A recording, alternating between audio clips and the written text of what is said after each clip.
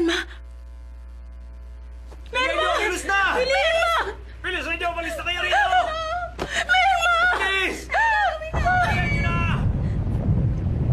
Bilis!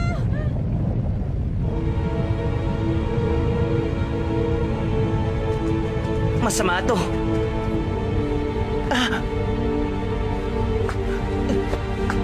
Si Sakura! Sandali! Di bale, hawak pa rin naman natin yung scroll. Buti pa mag-usap-usap tayo at maghanda tayong umatake uli. Teka, ano ba sinasabi nyo? Wala na tayong oras para dyan. Kailangan na natin sila iligtas. Imposible yan, Menma! Dahil hindi kami ganun kahusay para magawa yon.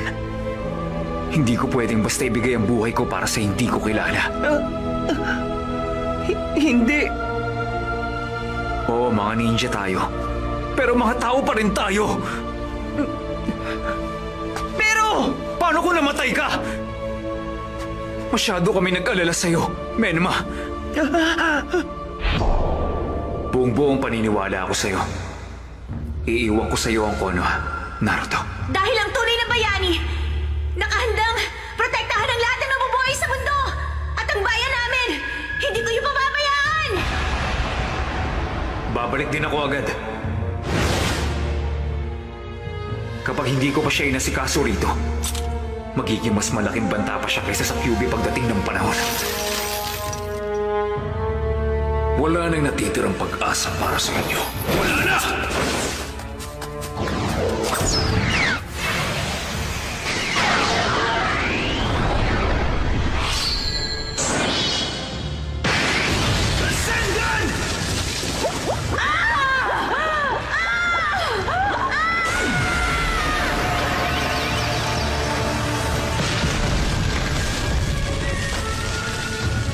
Kushina, patawarin mo ako.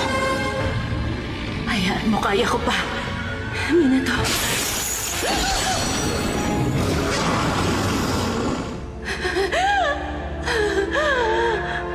Salamat sa lahat ng bagay na ginawa mo. Minato, huwag mo akong tingnan ng ganyan. Dahil masaya ako. Masaya ako dahil minahal mo ko.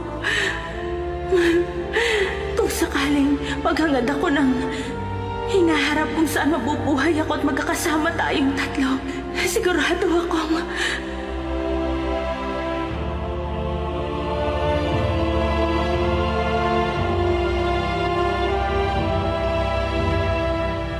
magiging perpekto ang panahon na yon.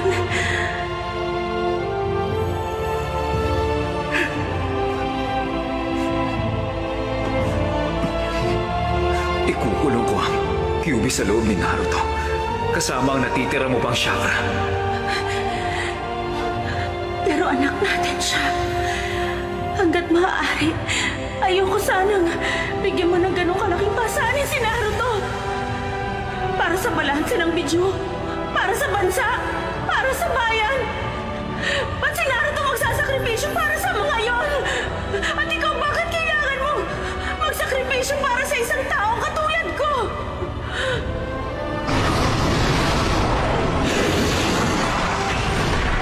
Pamilya tayo ng mga ninja. Mga ninja!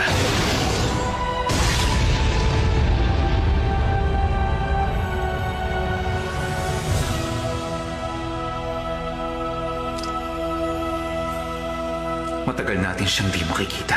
Kaya sabihin na natin sa